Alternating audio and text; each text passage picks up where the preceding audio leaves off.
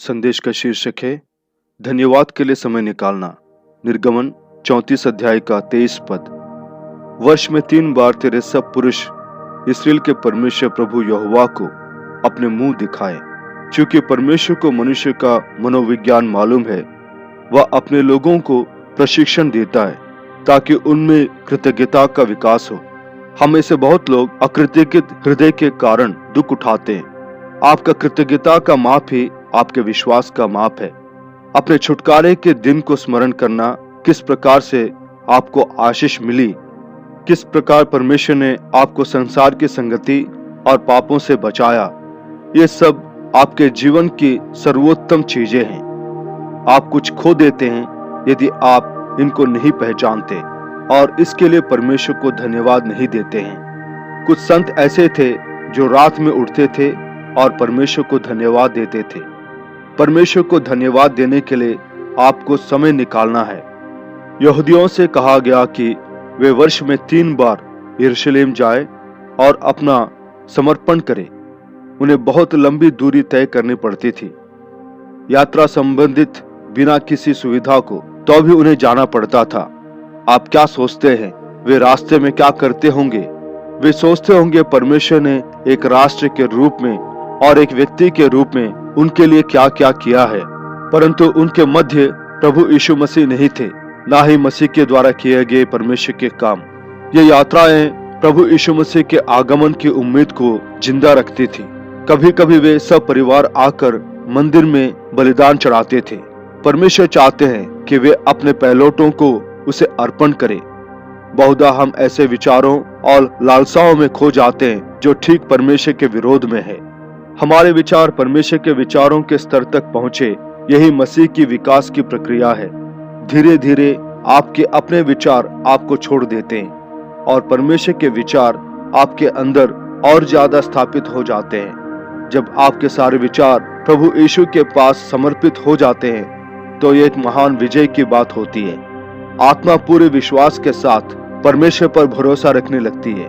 कुछ समय के लिए मनुष्य परमेश्वर पर आवाज या दर्शन के माध्यम से भरोसा रखने लगता है, लेकिन एक समय ऐसा आता है जब वह सिर्फ विश्वास के साथ परमेश्वर पर भरोसा रखने लगता है। जैसे जैसे दिन बीतने लगते हैं, आप परमेश्वर के वचन को महत्व देने लगते हैं और शैतान भय से कांपने लगता है। अंधकार की शक्तियां डरने लगेंगी और आप पर आक्रमण नहीं कर पाएगी। आप आगे बढ़ते जाते हैं, आगे बढ़ते जाते हैं, जब तक कि आपका जीवन सफलताओं से भर नहीं जाता। परमेश्वर हमें मदद करे कि हम कृतज्ञता से भरकर उनकी सेवा करें। आमीन। इसका शीर्षक है तू ही मेरी आशा। भजन संहिता 71 का 5 वचन। क्योंकि तू ही मेरी आशा है, हे प्रभु यहोवा, बचपन से मेरा आधार तू ही है। जब हमारी आशा जिंदा परमेश्वर पर होती है तो हमारा विश्वास बढ़ता है। परमेश्वर के ज्ञान के बढ़ने के अनुपात में हमारी आशा भी बढ़ती है। इसके बाद सकारात्मक गठन वाले विचार शासन करने लगते हैं। हमारे प्राणों में नई आशा उमड़ने लगती है। हम परमेश्वर पर जो पलक झपकते ही पासा पलट सकता है और आशा रहित परिस्थितियों को पूर्ण रूप से बदल सकते हैं, उन पर ध्यान देने की जरूरत है, ना बल्कि अपने परिस्थितियों पर। लोग परमेश्वर के वचन से ज्यादा महत्व राजनीतिज्ञों और पत्रकारों की बातों पे देते हैं। परमेश्वर का वचन हमेशा आशा देता है। पत्रकार एक आश्चर्यजनक तस्वीर बनाता है। वह कहता है, बहुत कम आशा है, घबराए मत, क्योंकि सबसे डरावना समय अब आने वाला है। प्रेस से कैसे कमजोर अनुमान बाहर आते हैं, लेकिन वह जिसने प्रभु यीशु को अपना प्रभु बना लेता है, वह सबसे अंधेरी तराइयों से भी प्रभु को पुकार सकता है। तू मेरी आशा है, हे प्रभु, बचपन से तुझी पर मैंने अपना भरोसा रखा है। प्रभु यीशु मसीह तो मृत्यु में भी हमें आशा देते हैं। एक मन फिराया हुआ व्यक्ति उस समय भी जब मृत्यु की ठंडी हवा उसके स्वर को क्षीण कर देता है, बच्चों अपने पापों को छोड़कर प्रभु यीशु मसीह की ओर मुड़ो और स्वर्ग में मुझसे मिलो। इस प्रकार मृत्यु में भी मन फिराया हुआ एक व्यक्ति की आशा उड़ान भरती है। कोई यह न कहे नहीं, यह असंभव है, मैं अपने क्रोध और निराशा से बाहर नहीं निकल सकता, नहीं मैं अपनी लालसाओं और अपने घमंड, अपनी अनियंत्रित जीभ और क्रोध का गुलाम हूं।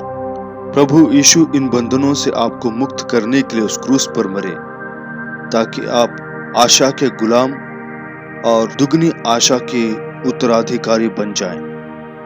वह ज्योति जो क्रूस से उज्जवल है आपको बाहर ले जाएगा और आपकी उदासी को गायब कर देगा। उद्धारकर्ता के लहू से बहते हुए शरीर और हाथों को देखकर एक पश्चाताप करने वाले पापी के हृदय में जो आशा भर जाती है, उसके समान कोई आशा और नहीं है इस दुनिया में। अब आइए, आपका अंधकार उजाला में और आपका बोझ सुनहरे गीत में बदल जाएगा। प्रभु यीशु हमारे लिए आशा लेकर आए हैं, जो धीरे धीरे निरंतर बढ़ते ही जाता है। प्रभु आपको आशीष दे। आमीन।